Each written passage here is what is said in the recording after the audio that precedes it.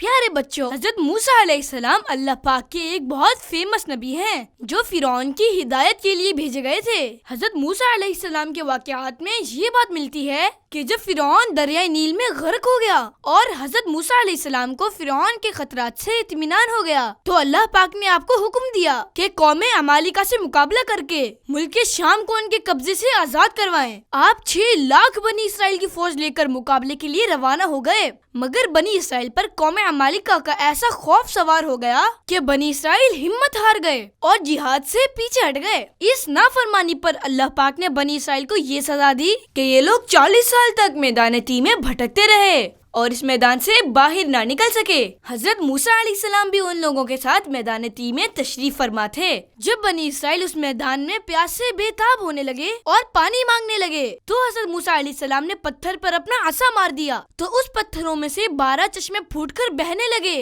اور بنی اسرائیل کے 12 خاندان اپنے اپنے ایک چشمے سے پانی لے کر خود بھی پینے لگے اور اپنے جانوروں کو بھی پلانے لگے اور پورے 40 سال تک یہ سلسلہ جاری رہا۔ پیارے بچوں، یہ حضرت موسیٰ علیہ السلام کا معجزہ تھا جو عصا اور پتھر کے ذریعے ظاہر ہوا۔ یعنی جب میدان تیہ میں بنی اسرائیل نے پانی نہ پایا تو حضرت موسیٰ علیہ السلام کی خدمت میں فریاد کی، جس پر حضرت موسیٰ علیہ السلام کو اللہ پاک کی طرف سے حکم ہوا کہ اپنا عصا پتھر پر مارو۔ لہذا آپ علیہ السلام نے عصا مارا تو اس پتھر سے پانی کے 12 چشمے جاری ہو گئے اور بنی اسرائیل کے 12 گروہوں نے اپنے اپنے پانی پینے کی جگہ کو پہچان لیا۔ پیارے بچوں، اس آیت سے پتہ چلا کہ انبیاء کرام علیہ السلام سے مدد مانگی جا سکتی ہے اور انبیاء کرام علیہ السلام اللہ پاک کی دی ہوئی طاقت سے مدد فرما سکتے ہیں، جس طرح بنی اسرائیل نے حضرت موسیٰ علیہ السلام سے مدد مانگی اور حضرت موسیٰ علیہ السلام نے ان کی مشکل حل فرمائی۔